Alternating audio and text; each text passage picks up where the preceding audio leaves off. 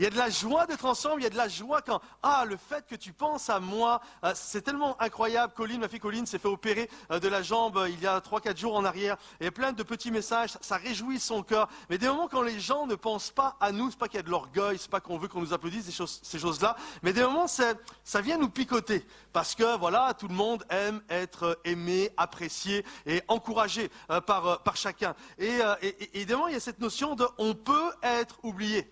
Par exemple, vous avez des amis, vous avez un groupe d'amis, puis là, ils sont en train de mettre en place toute une sortie à l'océan, une beau pique-nique, vraiment un truc sympa, ils vont s'éclater. Et vous attendez désespérément qu'on te dise « Qu'est-ce que tu fais, toi? Ça te dit de venir avec nous ?»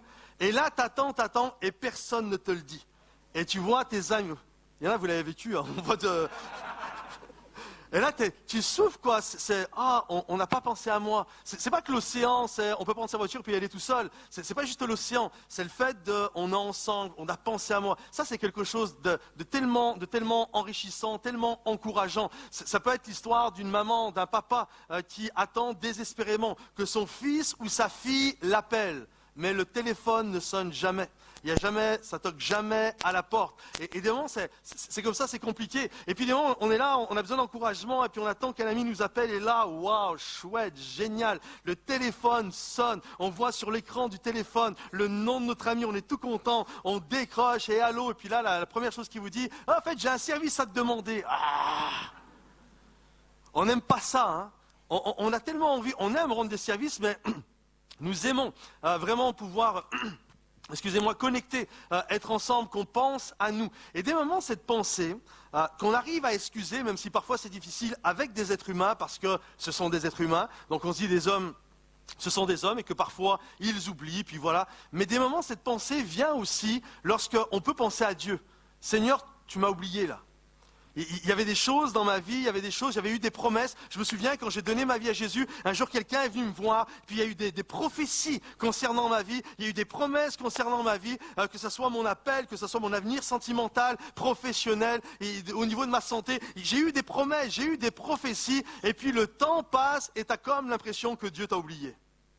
Et d'un moment, ça arrive, on n'ose pas le crier sous les toits, on n'ose pas le dire, et souvent, généralement, les témoignages que nous entendons, c'est les témoignages où Dieu agit puissamment à la guérison, ceci, cela, etc. Mais souvent, d'un moment, on est là, et puis on attend, et puis, Seigneur, tu m'as oublié. Est-ce que vous pensez que Dieu peut vous oublier? Regardez ce que la parole de Dieu dit. Il y a un passage dans la Bible d'Ésaïe qui dit ceci, « L'Éternel console son peuple, il a pitié de ses malheureux. Si on disait, l'Éternel m'abandonne. » Il se posait la question, le Seigneur m'oublie. Une femme oublie-t-elle l'enfant qu'elle allait? N'a-t-elle pas pitié du fruit de ses entrailles? Quand elle l'oublierait, moi je ne t'oublierai point. Dites-le avec moi, moi je ne t'oublierai point. Voici, je t'ai gravé sur mes mains, je t'ai gravé sur la paume de mes mains. Et Dieu vient nous encourager en nous disant, tu crois peut-être que je t'ai oublié, tu es peut-être comme le prophète Habakkuk qui est là et qui se pose des questions. Et Dieu vient te dire, la vision est toujours d'actualité. Si elle tarde, attends-la, grave-la sur des tables de pierre, mais elle finira par s'accomplir. Parce que Dieu n'est pas un homme pour mentir, ni le fils d'un homme pour se repentir des promesses, des dons qu'il veut nous donner. Alors il y a cette notion de pourquoi alors des moments j'ai l'impression que Dieu m'oublie, qu'il y a cette réalité. Et j'aimerais ce matin vous apporter un message que j'ai intitulé « Dieu ne t'a pas oublié ». Amen. Dieu ne t'a pas oublié. Alors on peut se poser cette question, mais alors pourquoi ce silence ? C'est quoi le truc? Pourquoi il y a un silence comme ça? Pourquoi Dieu, j'ai l'impression qu'il ne me parle plus, j'ai l'impression que les portes sont bloquées. J'ai cette impression, j'aimerais vous dire, quand Dieu a un projet incroyable pour votre vie, il met aussi en place un temps de préparation. Et parce que Dieu est intéressé non seulement à faire des choses à travers vos vies, mais Dieu veut aussi faire des choses dans vos vies. Il veut vous sculpter, il veut vous façonner, il veut vous émonder, afin que le jour où la porte va s'ouvrir, vous puissiez être prêts à accomplir la destinée que Dieu a pour chacun d'entre nous. Est-ce que vous le croyez ça? Moi je le crois. On doit comprendre que si Dieu m'appelle, il y a aussi dans un appel, il y a aussi le temps de préparation pour rentrer dans ce que Dieu veut. Avant de faire une œuvre à travers vos vies, Dieu désire d'abord réaliser une œuvre dans vos vies. D'un moment, il y a cette notion, c'est « Seigneur, utilise-moi ». que ce soit la louange, là, ce matin je vais faire la louange, Seigneur, que vraiment je sois un canal de bénédiction, que l'onction passe à travers moi et poum, touche tout le monde, qu'à travers le message les gens soient encouragés, que je vais m'occuper des enfants, que les enfants soient touchés. On est souvent intéressé à ce que Dieu fasse des choses à travers nos vies, mais j'aimerais vous dire, Dieu veut le faire, mais au-delà de Dieu, et d'abord, avant de faire des choses à travers nos vies, Dieu est d'abord intéressé à faire des choses dans nos vies, nos caractères, nos personnalités, afin que l'impact que nous allons avoir puisse être validé par un fruit, puisse être validé par quelque chose qui vient, qui a été sculpté, qui vient, on voit Jésus, on a été fait à l'image de Jésus, et ça c'est en nous, et les gens le voient, et ça permet que nous puissions avoir un impact incroyable pour la gloire de Dieu. Amen. Alors j'aimerais partager ce matin l'histoire d'un homme qui s'appelle Saul de Tarse. Saul de Tarse qui va devenir l'apôtre Paul. Il y a 2 semaines, la semaine passée c'était Eric Sellery qui prêchait, mais il y a 2 semaines, j'ai fait un message qui s'intitulait « La grâce de servir Dieu ensemble ». Et on a vu le moment où l'apôtre Paul, Saul de Tarse, a été appelé. Quand le Saint-Esprit a dit, alors qu'il est dans l'église d'Antioche, « Mettez-moi à part Barnabas » et Saul de Tarse pour l'œuvre à laquelle je les ai appelés. Et là on voit, c'est pas la finalité, mais c'est là où on voit finalement la porte s'ouvre. Il y a une porte qui s'ouvre et des gens rentrent dans la vision que Dieu a pour eux. Et là j'aimerais voir avec vous, vous savez, des moments, un film commence à la fin, puis après on remonte, et j'aimerais faire ça. On a vu, lorsque la porte s'est ouverte et lorsqu'ils sont rentrés dans le service pour Dieu, Barnabas et Saul, et là j'aimerais voir ce qui a précédé, le moment qu'il y a eu avant que la porte s'ouvre. Parce que nous, souvent, ce qui nous intéresse, c'est que la porte s'ouvre. Et si possible, tout de suite. Mais la réalité, avant qu'une porte s'ouvre, il y a un temps de préparation qui est en amont, où Dieu vient faire ce qu'il a à faire dans nos vies pour que nous puissions rentrer dans les plans, les bons plans qu'il a formés pour nous. Alors il y a ce Saul de Tarse. Saul de Tarse va donner sa vie à Jésus, mais avant de donner sa vie à Jésus, c'est quand même un personnage qui est détesté. Je ne sais pas si on peut dire que des chrétiens détestent, mais vous comprenez, en tout cas, il génère la peur et la panique au milieu des chrétiens. La Bible nous dit qu'il a tué un chrétien bien connu du nom de Étienne. Il l'a fait mourir, et pas n'importe comment, littéralement lapidation, coup de pierre. Son haleine respirait la menace et le mordre. Il rentrait dans les maisons, et lorsqu'il allait dans les maisons, il déchirait les foyers. Il pouvait prendre une épouse, un époux, peut-être un fils, une fille. Il les prenait, il les jetait en prison. Et à un moment donné, la Bible nous dit que sur le chemin de Damas, Saul de Tarse va rencontrer Jésus. Jésus va se manifester à lui, il va donner son cœur à Jésus. Et là, il va donner totalement sa vie à Jésus, il va devenir un enfant de Dieu. Sauf que là, il y a un problème. Lorsque Saul de Tarse a donné sa vie à Jésus, pensez-vous, imaginez un instant, ouais, on est une église, là, imaginez 2 secondes, on est ensemble, puis d'un seul coup, celui qui a été notre ennemi, celui qui nous a fait frémir, celui qui a jeté ta femme en prison, peut-être ton fils ou ta fille, celui qui a fait mourir un ami à toi, imagine qu'un jour, il rentre à l'église, là, et ils vous disent « Salut, je suis devenu votre frère, waouh, génial !» Est-ce que vous allez l'applaudir? « Waouh, c'est super, je suis content !» Vous comprenez? C'est d'un seul coup, c'est « Wow, c'est vrai cette histoire ?» C'est vrai ça, la Bible nous dit que les chrétiens ont douté. Ils ne l'ont pas cru. Beaucoup de chrétiens ont douté. Ils se sont dit, non, c'est comme un agent infiltré, voyez-vous. C'est un loup déguisé, quoi. Le gars, il essaye de nous faire croire, mais c'est encore pour plus nous piéger. Et là, vraiment, les chrétiens sont dans l'inquiétude. Et il n'est pas aimé, les chrétiens. Les chrétiens ne l'aiment pas, les chrétiens ne l'apprécient pas. Ils ont peur de lui. C'est quelqu'un qui nous a fait tellement de mal. Et en même temps, les juifs, les religieux, le déteste également parce qu'il a abandonné, c'était le chef de file du mouvement contre les chrétiens, c'était lui qui, c'était la locomotive, et puis d'un seul coup il donne sa vie à Jésus, puis il dit au gars, bon maintenant c'est terminé, moi maintenant je suis devenu un chrétien, je suis devenu comme ceux que je persécute. Donc d'un côté il est détesté par les religieux parce qu'il est devenu un chrétien, et de l'autre côté les chrétiens le regardent avec peur et inquiétude parce qu'ils se disent ce gars-là il va nous faire un sale coup. Et là, il se retrouve, il n'y a personne qui l'applaudit, il n'y a personne pour lui faire une aide d'honneur, il n'y a personne pour l'applaudir en disant « Waouh, chouette, tiens le micro, vas-y mon gars, on est avec toi », rien. Et à un moment donné, même sa vie va être en péril, et des gens, des religieux vont vouloir le faire mourir, et il va être obligé de quitter Jérusalem. Regardez, j'ai noté ceci, pour vous mettre dans le contexte. Nous sommes à Jérusalem, et les hommes religieux cherchent à le faire mourir. C'est alors que, et je mets le verset de Actes 9:30, des frères l'apprirent, excusez-moi pour la faute, l'apprirent, et ils le conduisirent jusqu'à Césarée. Et de là, le firent partir pour Tarse. Et dans cette ville, Saul va rester entre 5 ou 6 ans. En d'autres termes, alors que le gars, il a reçu une prophétie sur sa vie. quand il donne sa vie à Jésus sur le chemin de Damas, littéralement, il va y avoir une prophétie sur lui. La prophétie est la suivante: tu es un instrument que j'ai choisi pour impacter le monde des non-juifs, pour impacter les gens qui ne connaissent pas Dieu, ceux qui sont païens, ceux qui sont sur le bassin méditerranéen. Tu es celui qui a été choisi. Et lui, certainement, son appel est là. Et il est là, son appel. Et lui, il n'attend qu'une chose, c'est que la porte s'ouvre, quoi. C'est ça, c'est mon appel. Et en fait, personne ne veut de lui. Et il se retrouve à Tars, isolé, et dans une sorte de salle d'attente, en attendant que Dieu vienne. Ce qu'on a vu la dernière fois avec cette parole du Saint-Esprit, mettez-le à part. Et là, il va rester, pas 1 an, 2 ans, au total entre Tars, le désert d'Arabie, où il va rester 3 ans, il va rester une dizaine d'années avant de rentrer dans son appel. Il va rester une dizaine d'années à littéralement se préparer pour rentrer dans l'appel de Dieu. Premièrement, quand nous sommes dans la salle d'attente du divin médecin. Comprenez ceci, quand Paul, Saul de Tarse, quand je dis Saul ou l'apôtre Paul, vous comprenez, c'est le même personnage. Saul de Tarse va changer de nom, il deviendra l'apôtre Paul. Saul de Tarse, l'apôtre Paul, se retrouve à Tarse. Et il y a donc cet appel sur sa vie. L'appel est le suivant: il est un instrument de choix de Dieu pour aller toucher les non-juifs. Et alors qu'il est à Tarse, inconnu, personne ne le voit, complètement isolé, il y a des choses qui commencent à bouger. Dans le monde antique, il y a des choses qui commencent à bouger. Vous savez, s'il y avait un organigramme céleste, l'apôtre Paul est celui, dans l'organigramme, c'est l'apôtre des non-juifs. C'est l'apôtre des païens. C'est celui qui a été choisi pour impacter les païens.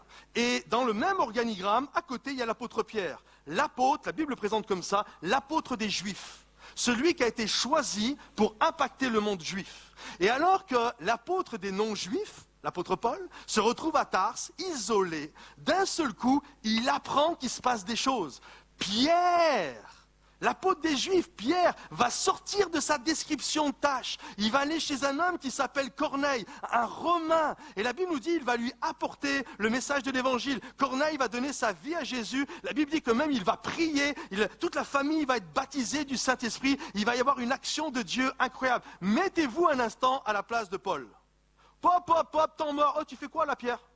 Oh, ça c'est mon job, c'est pas le tien.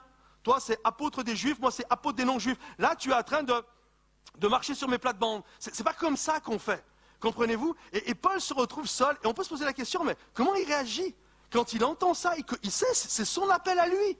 C'est mon truc à moi, ça. C'est ça, c'est ce que je suis appelé à faire. Et en fait, c'est d'autres qui sont en train de le faire. Et là, il apprend, vous savez, à cause de la dispersion, qui était venue à cause de lui, à cause de la dispersion, la Bible nous dit qu'il a commencé à avoir des foyers d'églises, de chrétiens qui ont commencé à impacter le bassin méditerranéen, la Phénicie, la Syrie, l'île de Chypre, etc., Antioche, la Syrie, toutes ces choses-là, et tous ces endroits-là. Et lui, imaginez, et en plus, ce sont des gens inconnus. Ils n'ont même pas un titre d'apôtre, c'est des gens, ils n'ont même pas un ministère international. Ils sont aux 4 coins du bassin méditerranéen, ils sont en train de mettre le feu pour Jésus. Et lui, celui qui est appelé à faire ça, il est à Tars tout seul. Et il voit ça de loin. Vous imaginez un peu? C'est pas ça, c'était pas ça le plan. Le plan, c'était que j'ai été choisi et ces choses-là, c'est moi qui vais les faire. Mais non, Dieu utilise qui il veut. Est-ce que vous le croyez ça? Il peut utiliser des grands ministères internationaux, il peut utiliser un apôtre Pierre, et il peut utiliser des gens dont on n'a même pas le nom dans la Bible. Mais Dieu fait avancer son œuvre.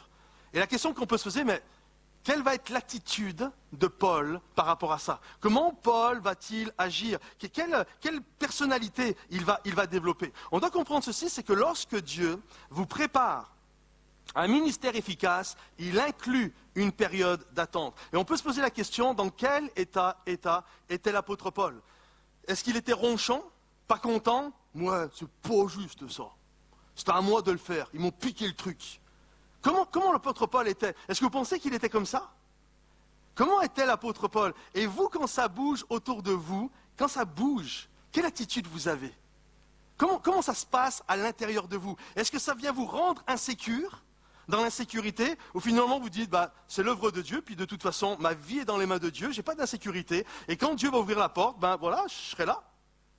Comment on réagit? Je vous ai posé cette question, que faites-vous dans une salle d'attente? Comment vous réagissez dans une salle d'attente? J'ai essayé de reproduire un petit peu une salle d'attente qu'on peut trouver lorsque vous allez chez le médecin. Alors, j'en ai mis 5, hein, j'aurais pu en mettre 10, c'est pas exhaustif, mais j'ai essayé de trouver plusieurs personnages. Vous en avez un, premier, basique, c'est celui, de toute façon, il est malade, il est vraiment trop malade. Il est là, il a le nez qui coule, il tremble, et lui, t'as beau lui dire, Dieu a une destinée pour toi, tu vas évangéliser les petits Chinois, lui, il est comme ça, qu'est-ce que t'as dit? Il bouge plus, le gars, là. Lui, là, il n'est pas en mode je vais évangéliser les petits Australiens, Africains, Français, les petits Suisses ou Suédois ou je ne sais qui. Lui, il est comme ça. Il a juste besoin de la main de Dieu sur lui qui vient le guérir. Et si vous êtes comme ça, il n'y a pas à vous mettre une pression de dingue. Vous êtes à l'église, vous êtes au bon endroit, et puis on va vous aimer, on va prier pour vous, et on croit que Dieu va être capable de vous guérir. La chose est la suivante. Si ça dure 10 ans après votre guérison, c'est problématique au bout d'un moment. On n'est pas appelé toute sa vie à être comme ça. Ça, c'est une des catégories que l'on peut trouver. Il y a une deuxième catégorie, c'est ceux, vous savez, dans une salle d'attente, il y a toujours des magazines, vous avez remarqué? Et des magazines people, hein, les oulala magazines, le closer chrétien. Et là, il y en a, ils aiment la rumeur. Est-ce que vous avez remarqué? Style, les magazines dont je viens de vous parler, est-ce que vous avez vu, la dernière fois j'ai halluciné, à chaque fois que vous achetez le magazine, les 2-3 premières pages, il y a, toutes les semaines ils sont attaqués en justice, et toutes les semaines ils sont obligés de mettre des pages comme quoi ce qu'ils avaient écrit la semaine d'avant était un mensonge. Et pourtant les mêmes gens, ils savent que ce qu'ils ont lu la semaine d'avant c'était un mensonge, mais ils continuent d'acheter les magazines. Comprenez-vous? Pourquoi? Parce que les gens aiment la rumeur. Ils aiment ça. Le livre des Proverbes dit que ce sont comme des friandises qui descendent au fond de notre cœur. Les gens aiment ça. Et il y a des moments, il y a des chrétiens comme ça. Vous savez, l'esprit du monde, c'est pas une lumière bleue, hein, vous m'entendez le dire. L'esprit du monde, c'est ça. C'est j'aime la rumeur. Oh, si vous saviez, là, les amis, ce que je suis en train de lire, à la rubrique Askip, vous connaissez pas Askip? À ce qui paraît. À ce qui paraît.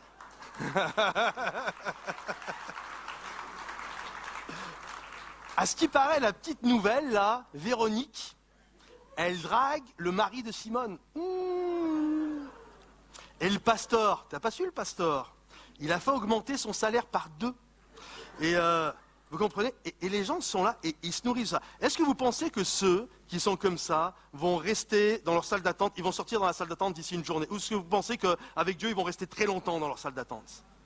Je veux dire, quand on a cette mentalité, on est destiné à rester très longtemps dans une salle d'attente. Comprenez-vous? Regardez les Hébreux qui ont tourné dans le désert. Ils sont même morts dans leur désert. Ce n'était pas la volonté de Dieu. La volonté de Dieu, c'était le pays où coule le lait et le miel. Mais ils sont morts dans la salle d'attente. J'espère qu'il n'y a personne ici qui veut mourir dans la salle d'attente. Il y a une troisième catégorie. Une troisième catégorie, c'est celui qui est impatient. Ça, des moments, je m'y retrouve. Hein. Tu le vois, les pieds qui font comme ça, là, il est impatient, quoi. J'avais rendez-vous à 14h, c'est 15h30, il fait quoi? Comprenez? Tu supportes pas. Tu vois, puis dès que tu vois quelqu'un qui rentre dans la salle d'attente, t'en vois un qui rentre, et puis tu vois, le gars, il calcule personne, et là tu dis, purée, il m'a pas vu, lui, il va piquer ma place. Je vous dis un truc que moi j'ai déjà fait. Et là, quand ça se passe comme ça, je dis, lui, il m'a pas vu, je fais du bruit exprès. Je regarde. T'as vu mon gars, je suis là, hein? Oublie pas, quand il appelle, je suis avant toi, mon gars. Hein? Vous comprenez? Il n'y en a jamais qui ont fait du bruit comme ça, parce que je sais pas, j'ai jamais posé la question, mais moi, des moments, je le fais. Et je veux pas qu'on me prenne ma place. Et des moments, c'est pareil, à l'église. Je suis célibataire, et puis j'attends que la porte du mariage s'ouvre, j'attends ma promise, j'attends celle avec qui je vais me marier. Et puis là, d'un seul coup, il y a un nouveau qui arrive. Et lui, là, comme ça, hop, au bout de 4-5 mois, il a quelqu'un. Oh, c'est pas juste. En plus, il est moche, Seigneur, ce gars. Non, c'est pas vrai. Et, non, c'est pas vrai, il est pas moche. Mais on est là, des moments, on est impatient. C'est l'impatient. On est dans la salle d'attente, on est impatient. Il y en a un autre. Ça, pareil, c'est une catégorie qu'on retrouve aussi dans les églises. C'est celui qui doute. Vous croyez que c'est ma place? Oui, tu peux t'asseoir. Ah, vous êtes sûr, hein, c'est ma place, hein? Oui, c'est bon, tu veux t'asseoir. Ok, on est bien dans la bonne salle d'attente. C'est bien le bon endroit où il faut être. Non, parce que j'ai des doutes quand même. Vous pensez qu'un jour, je vais rentrer dans ma destinée? Vous pensez qu'un jour, le médecin va ouvrir la porte pour moi? Et remarquez ceci, ceux qui doutent ne doutent pas pour les autres. Est-ce que vous avez remarqué ça? Ils ont une foi inébranlable pour les autres. C'est sûr, arrête d'être impatient, le médecin va t'appeler. Mais quand ça les concerne eux, ils sont toujours dans le doute. Ils sont toujours en mode stress, panique. Comprenez-vous? Et là, il y a une 5e catégorie, et j'espère qu'il y en aura un maximum après ce message qui vont être dans cette catégorie-là, c'est ceux qui sont proactifs. C'est-à-dire qu'ils sont là, et ils ont compris ceci, j'ai pas d'autre choix que d'être là. Donc autant que ça se passe bien. Vous comprenez? Moi j'ai un cousin, il s'appelle Laurent, et mon cousin, partout où il est toujours content. Tout le temps, il t'énerve des moments, il est toujours content. Et il te regarde, il dit, mais de toute façon, j'ai pas le choix. Je suis là, donc autant que ça se passe bien. Vous comprenez? Mais c'est pareil dans une salle d'attente. Si aujourd'hui tu es dans une salle d'attente, tu n'as pas le choix. Donc autant que ça se passe bien. Vous comprenez? Ça peut être l'occasion de développer tes dons. Si par exemple un jour tu es appelé, je ne sais pas moi, à prêcher, admettons, commence à écouter les meilleurs prédicateurs, commence à trouver des livres, des documents sur la prédication, développe ton don afin que le jour où la porte du médecin, le médecin va venir ouvrir la porte, que tu sois prêt. Encourage peut-être lui, celui qui est en train de douter, arrête de stresser, celui qui est impatient, va prier pour le malade. Vous comprenez? Et tu as le choix. Tu peux être l'impatient, celui qui doute, celui qui est dans la rumeur, ou tu peux être celui qui se prépare en te disant un jour, la porte elle va s'ouvrir. Et lorsque la porte elle va s'ouvrir, il est hors de question que je ne sois pas prêt. Je veux que dès que la porte s'ouvre, je vais rentrer dans mon appel. Que pensez-vous? Comment voyez-vous Paul? Est-ce que vous pensez que l'apôtre Paul était celui qui était en train de se préparer ou celui qui était en train de ronchonner? L'apôtre Paul, si Dieu l'a choisi, je pense aussi qu'il y avait un caractère qui était là. L'apôtre Paul, même si tout bougeait autour de lui, même si Corneille donnait sa vie avec l'apôtre Pierre, il n'était pas fait pour amener Corneille, c'était lui normalement, mais même s'il a eu ça, moi je crois que l'apôtre Paul se réjouissait de tout ça. Je crois qu'il se réjouissait de ce qui se passait à Chypre, à Antioche et dans d'autres endroits. Parce que je crois que ce qui animait et ce qui plaisait à l'apôtre Paul, c'était que l'œuvre de Dieu avance. Parce qu'avant mon ministère, ce qui est important, c'est que l'œuvre de Dieu avance. Et l'apôtre Paul avait cette notion. Et Paul a appris plein de choses. Et il va profiter de son temps où il se retrouve dans cette salle d'attente. Il va rester plus de 10 ans dans la salle d'attente. Et il va profiter de ce temps-là pour vivre des choses incroyables avec Dieu. La Bible nous dit qu'il va partir 3 ans dans un désert. Un désert quand même, c'est une vraie salle d'attente quand même le désert. 3 ans dans le désert d'Arabie. Vous savez ce qu'il va vivre là? Il va recevoir littéralement son évangile de Jésus. C'est-à-dire que ce n'est pas les apôtres qui lui ont appris son évangile. En fait, c'est Jésus directement qui l'a enseigné. Est-ce que c'était physiquement? Est-ce que c'était, il entendait la voix en lui? Je ne sais pas. Mais il a reçu son évangile. La Bible nous dit que même quelques temps par la suite, il va retourner à Jérusalem, prêcher l'évangile que Jésus lui avait donné pour voir si tout collait avec les apôtres de Jérusalem. Et les apôtres de Jérusalem lui ont dit, ok, c'est tout bon. Comprenez-vous? Il a profité de ce temps pour développer sa communion et son intimité avec Dieu. Plutôt que de ronchonner, il était là, Seigneur, je profite de ce temps, de cette salle d'attente pour grandir dans ma vie de prière, pour grandir dans ma relation avec toi. Il va tellement vivre des choses incroyables spirituellement que la Bible nous dit qu'il va vivre une expérience, je ne sais pas si quelqu'un a déjà vécu ça, moi je n'ai jamais vécu ça, mais une expérience complètement incroyable. Regardez ce qu'il dit. Il est dit ceci, je connais un homme en Christ. En fait, il parle de lui. Il dit je connais par humilité, mais en fait, il parle de lui. Qui fut il y a 14 ans. 14 ans, quand il parle de ça, c'est les 14 ans auparavant, c'est quand il était dans la salle d'attente. Je connais un homme, il y a 14 ans, qui a été ravi jusqu'au 3e ciel. Si ce fut dans son corps, je ne sais. Si ce fut hors de son corps, je ne sais. Dieu le sait. Et je sais que cet homme, si ce fut dans son corps, je ne sais. Si ce fut hors de son corps, je ne sais. Dieu le sait. Écoutez bien, fut enlevé, il parle de lui. Dans le paradis, waouh, c'est puissant quand même. Dans le paradis, et qu'il entendit des paroles ineffables qu'il n'est pas permis à un homme d'exprimer. Amen. Comprenez-vous? Cet homme, l'apôtre Paul, plutôt que juste de se plaindre, ouais, je suis dans une salle d'attente, et puis il se passe des trucs à Antioche, et puis Pierre, et puis etc., il va profiter de ce temps pour développer sa sécurité avec Dieu, pour s'enraciner avec Jésus. Mais encore plus que ça, non seulement il va développer toute sa relation, mais il connaît son appel. Comme beaucoup vous connaissez votre appel. Et son appel c'est quoi? C'est d'être l'apôtre des non-juifs. C'est d'aller dans le bassin méditerranéen pour aller impacter le monde non-juif. Et la civilisation, à l'époque, c'est la civilisation grecque. Et les philosophes, c'était la philosophie grecque. Et Paul est devenu un expert de la philosophie. Je sais que ça peut faire bizarre, on veut juste que ça soit un théologien. L'apôtre Paul était un philosophe hors pair. Il connaissait les philosophes sur le bout des doigts et on le trouve à travers les écrits qu'il a. La dernière fois, j'ai pris des documents, j'ai lu un livre, L'avorton de Dieu, d'Alain Descaux de l'Académie française, et qui a fait un livre et toute une étude sur l'apôtre Paul. Et c'est juste incroyable la manière dont Paul citait les philosophes. Nous, on ne s'en rend pas compte quand on lit la Bible, mais il cite Platon. J'ai pris la phrase de, comment il s'appelle, de Alain Decaux. Si tu peux aller dans ses lettres, il cite Ménandre, Aratos et le poète crétois Épiménide. Dans son sermon à Athènes, il cite Euménide, d'Échille, Phèdre, de Platon, et il paraphrase la République de Platon. Comprenez-vous? Le gars, en fait, il se dit, mon job, mon appel, ça va être d'aller toucher le monde grec. Alors je vais me préparer. Je vais connaître comment ils pensent, les gars. Je vais connaître leur philosophie. Comprenez-vous? Il n'est pas là en train de lire les magazines People, etc. Lui, il est déjà en train de travailler. Et c'est juste fou de savoir que Paul a cité Platon. Vous comprenez? Mais le gars, je vais aller toucher le monde grec. Et il faut que je sache de quoi je parle. Et il faut que je sois prêt, il faut que je sois connecté avec Dieu, il faut que je sois connecté avec les gens. Et le gars, il se prépare même de manière incroyable. Et quand il est dans sa salle d'attente, la Bible nous montre même qu'il a été évangélisé. Nous, souvent, on pense que les premières œuvres qu'il a implantées, c'est à partir de son premier voyage missionnaire. Absolument pas. Quand il était dans la salle d'attente, il évangélisait ceux qui étaient à côté de lui.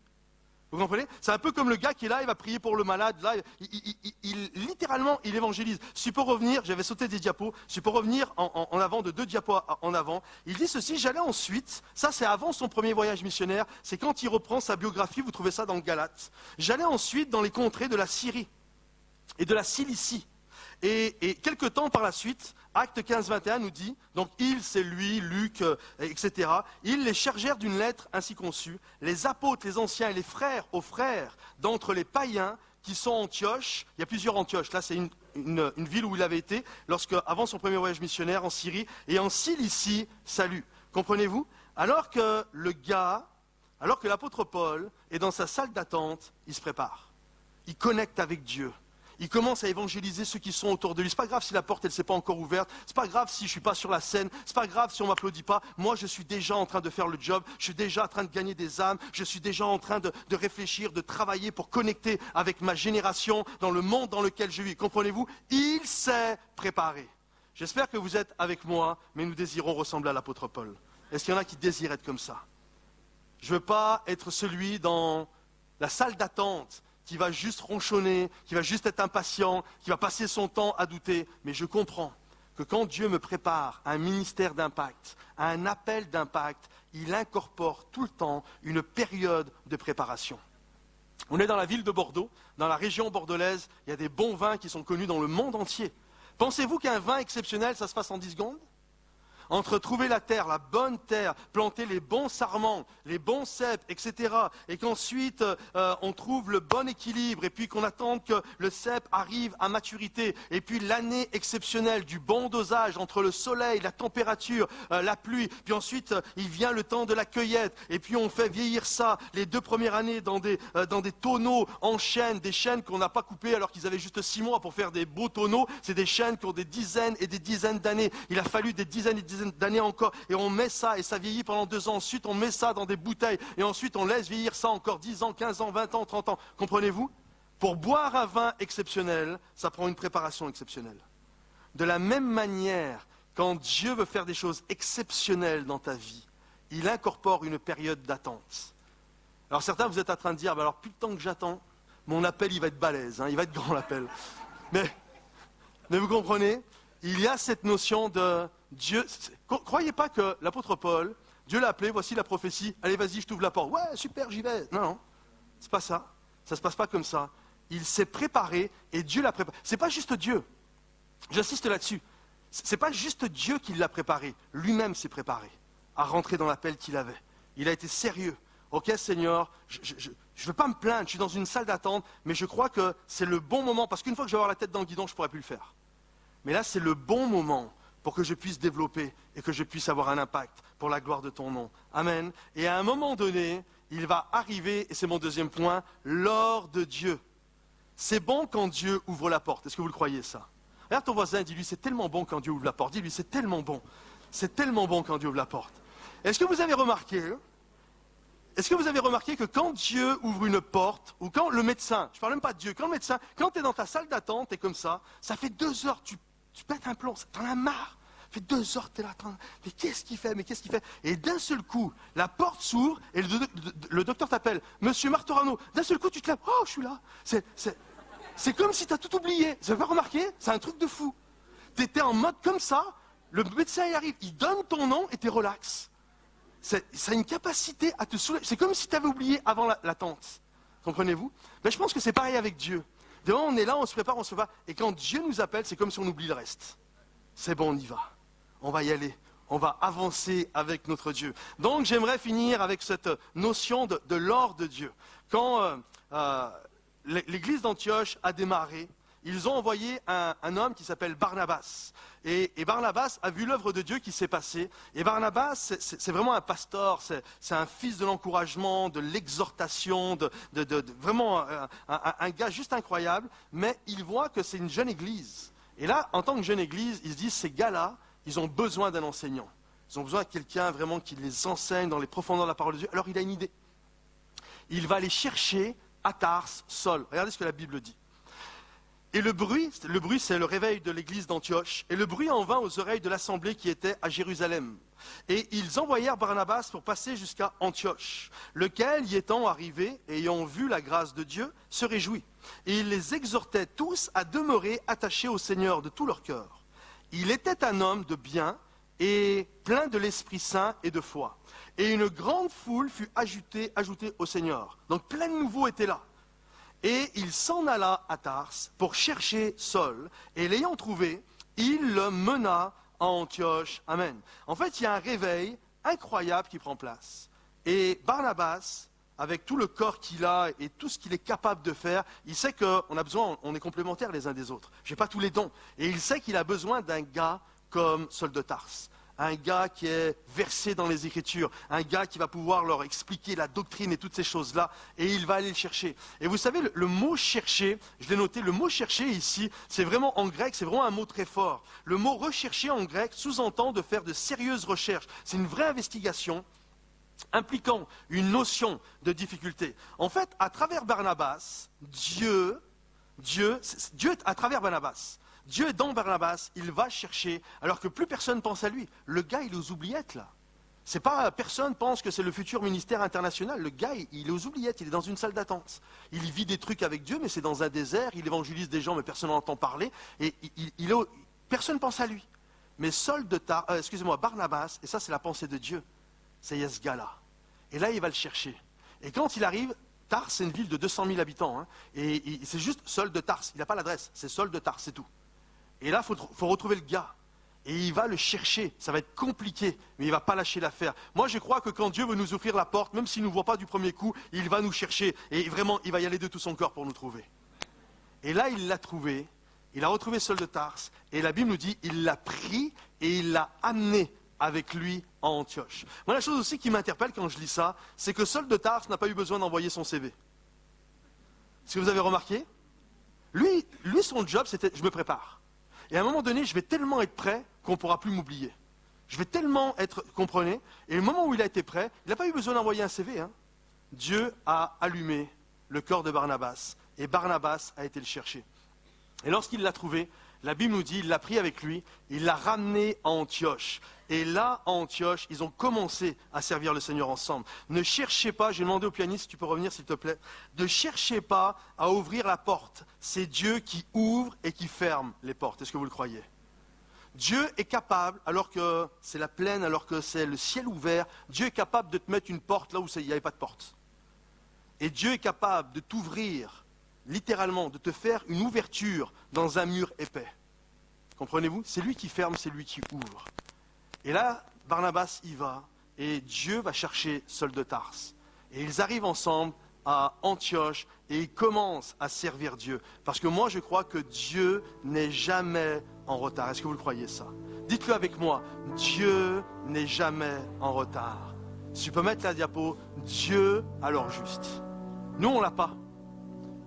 Nous, on ne l'a pas, mais Dieu l'a. C'est les timings de Dieu. Nous, des moments, on veut tout précipiter. Vous savez, la foi, écoutez bien, la foi, c'est un voyage. On n'aura pas tout réglé d'ici ce soir. Est-ce que vous comprenez? On n'aura pas tout réglé d'ici ce soir. Il en reste encore des années devant nous. Comprenez-vous? Et quand on le comprend, ça va bien mieux dans notre tête. La foi, c'est un voyage. L'appel de Dieu sur nos vies, c'est un voyage. Et c'est jusqu'au bout qu'on va le vivre. on ne va pas tout régler d'ici ce soir. Et là, Saul de Tarse s'est préparé. Il y a été à l'ordre de Dieu. Dieu à l'heure juste. Dieu a ouvert la porte et ils vont se retrouver ensemble dans cette belle église. Alors faites confiance à Dieu. Je finis avec cette vérité emportée.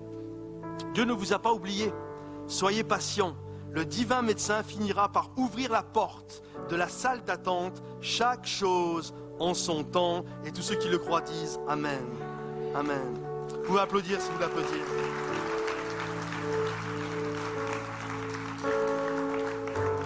C'est pourquoi ne vous découragez pas. Ne vous découragez pas. Vous êtes dans une salle d'attente, ne vous découragez pas. À un moment donné, Dieu va ouvrir la porte. Mais vous, pendant ce temps-là, préparez-vous. Tu es appelé un jour à jouer de la musique, tu es dans ta salle d'attente, alors commence à prendre des cours, commence à travailler ton instrument, vous comprenez? Commence à développer une relation avec Dieu. Avant de vouloir que les gens connectent avec Dieu, apprends-toi déjà à connecter avec Dieu. Comprenez-vous? Apprends, peu importe c'est quoi ton appel, mais développe ça. Et je crois que Dieu va se servir de toi de manière incroyable. Est-ce que vous le croyez ça? Dieu ne t'a pas oublié. Il te prépare. Il te prépare. Dis ton voisin, il est en train de te préparer. Dis, il est en train de te préparer. Et après, écoutez, dites-lui ceci, un jour, tu seras fier d'avoir été assis à côté de moi. Dis-lui, un jour, tu seras fier d'avoir été assis à côté de moi. Est-ce qu'il y a des gens ici qui veulent rentrer dans l'appel de Dieu, totalement, pleinement, dire Seigneur, je m'abandonne et je me livre totalement à toi? Est-ce qu'il y en a qui le désirent? Alors est-ce qu'on peut se lever et applaudir avec force le roi des rois et le Seigneur des seigneurs?